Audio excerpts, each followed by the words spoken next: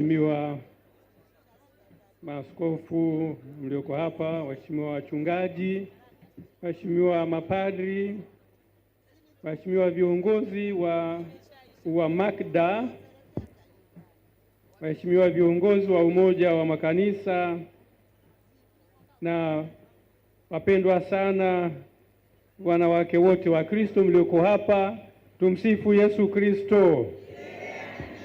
Bwana Yesu asifiwe. Kwanza kabisa ni shukuru uongozi wa MACDA kwa hii siku ya leo. Wameandaa vizuri, tumesali kwa pamoja, Wakristo waamini wa dini wa madhehebu mbalimbali.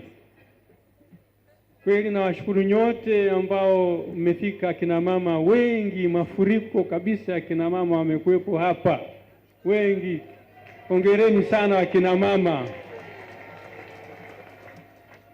Tunajua nguvu ya kanisa iko kwenu ninyi akina mama. Bila ninyi kanisa litakuwa na shida kubwa. Ninyi mna nguvu kubwa, ni jeshi kubwa, jeshi kubwa. Kwa hiyo tunatambua sana uwepo wenu na tunatambua sana mchango wenu katika makanisa yetu. Wote tulioko hapa, kitu kimoja kinatuunganisha, ni ubatizo.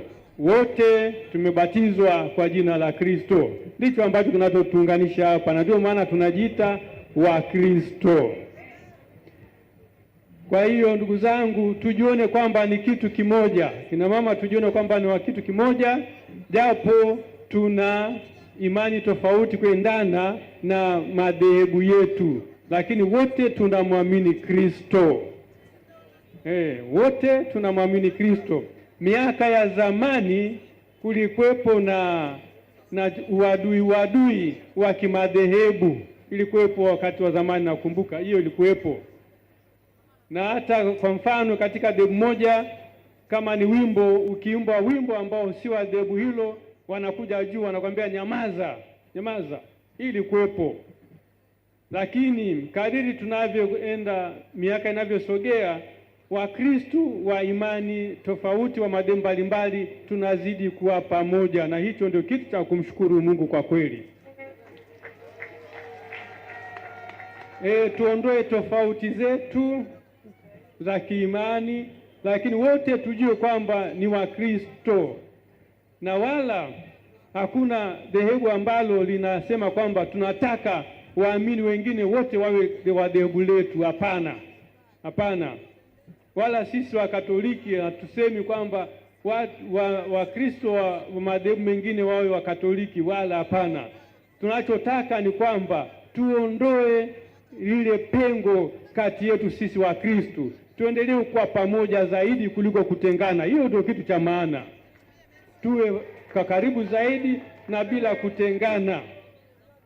Kwa hiyo lengo la umoja huu ni pamoja na hayo, licha ya kwamba kusali pamoja, lakini kujaribu kuwa pamoja zaidi, kusali pamoja na kuwa pamoja zaidi, na wala usimuone mtu wa imani nyingine, wa dhehebu nyingine kama ni adui wako. Hapana, sio adui wako, ila tu ni nani? Ni muumini anayeamini katika Kristo kama wewe unavyoamini katika Kristo.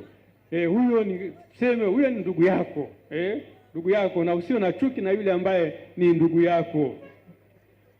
Na pia tujitahidi kuheshimu, tuheshimu imani za watu wengine katika utofauti wetu. Katika utofauti wetu tuheshimiane, licha ya kwamba tunakuwa pamoja, lakini tunaheshimiana katika zile utofauti.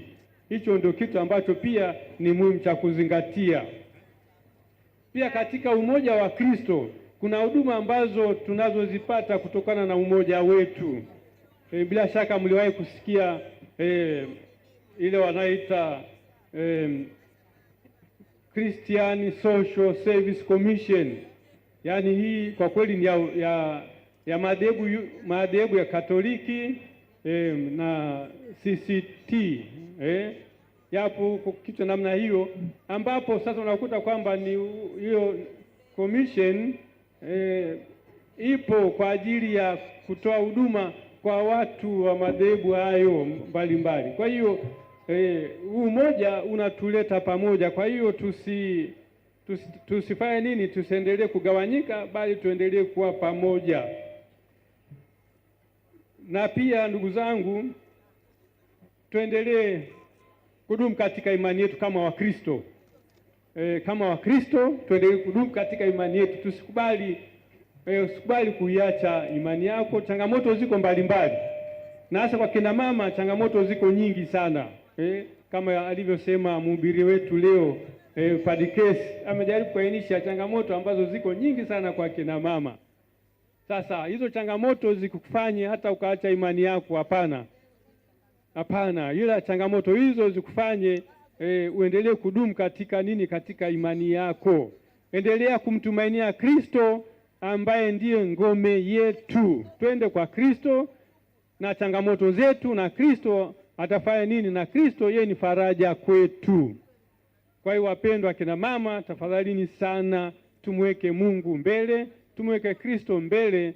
Yeye atatusaidia na yeye atatufariji na atatuondoa katika mahangaiko yetu. Nichukue nafasi hii pia kumshukuru Padre Kesi ambaye aliyetuhubiria. Kwa kweli kuna mambo ambayo nilikuwa nataka niaongelee, lakini ameongelea kwa kina na vizuri kabisa, na sina sababu ya kuyarudia tena kwa sababu pia na muda umekwenda.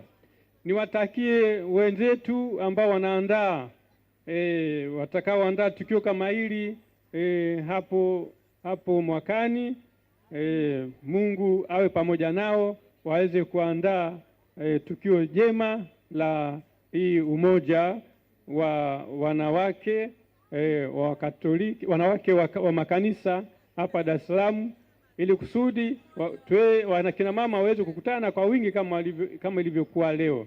Asanteni sana ninyi mliofika, na Mungu azidi kuwabariki.